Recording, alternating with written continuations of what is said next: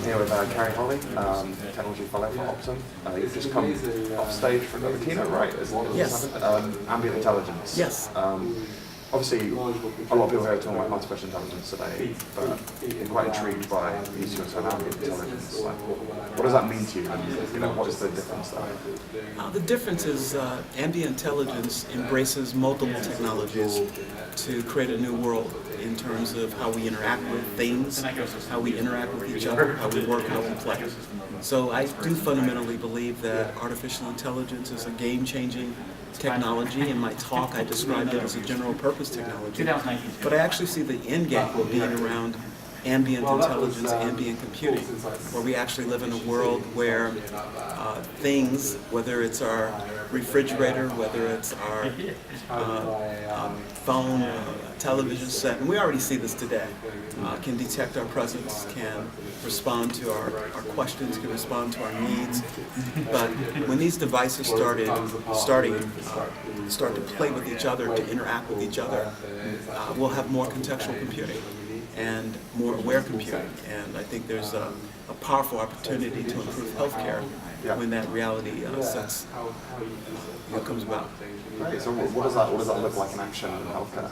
Well, I think when you look at the iPhone today, I believe its latest release, it can detect that you've fallen. It can, yes, and not that that you literally fallen, and more importantly that you didn't get up. And be able to help you, whether it's calling an emergency number or whatever's been pre-directed. So that's an example.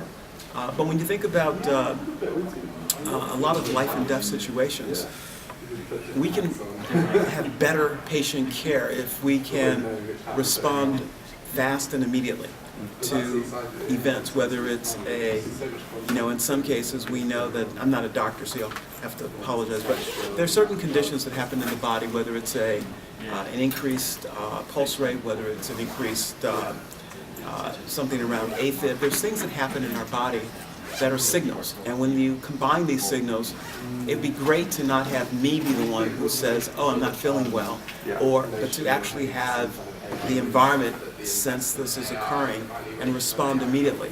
Maybe it calls an ambulance because you're having a aorta event. But the point is that when we think about things that we wear, things that we have in our house, we can have a healthcare system that starts to prevent and starts to engage, to predict, and to help us live healthier lives. Well, what are the teething problems with that? I mean, take the iPhone example you mentioned. Say, what if you drop your phone and you leave it on the paper? How does it happen? Things like that when there might be kind of misinterpretations and issues where these critical technologies in like you say, like a life or death. It's a great point. When you think about how we've handled those problems traditionally, we've got what people describe as fault tolerance. We have fail-safes, we have redundancy, and that's the same way we would handle it in this scenario. So maybe the phone is broken, but there's other signals, other sensors in the environment that may be able to detect that you've had a critical condition like falling. So if you're an elderly person and maybe your children think that that's a condition that's likely to have a high risk, they would be the ones designing your home environment to have these sort of backups. So it doesn't have to be you walking with your phone. It could be that there's, some people like cameras, some people don't, but there's a variety of instrumentations that can be put into the home to provide care. So how integral is kind of this IoT edge, like wearable kind of asset, how important is that to actually being able to arrive at these insights? Say you're in a home with elderly people who don't have loads of technology, or how do you still reach the same? I think if you think about our world today, if we don't put intelligence into the home to make it unassuming, to make it part of your natural landscape, the alternative is that you have to do your own self-diagnostic, right? You have to go to Google or your favorite search engine and search whatever condition that's bothering you. Maybe you have time to do that, maybe you don't. So I think the fact is we want a world where there are more intelligent devices, whether they're wearables, whether they're stationary devices in your home. But at the heart of it, we're going to see this modality of conversation become dominant, where you and I don't use our keyboard as the dominant means of talking to computers. We use our voice. And then if we have intelligent things in our home, they will respond to our voice. They will respond because of adoption of natural language processing, because of speech to text. We'll be able to process this rapidly. They'll learn over time. They'll learn our speech patterns. They'll learn the difference between you and your wife. They'll know over time the differences in your health conditions. And so, yeah, it's not an environment we have today, but we can do a lot today.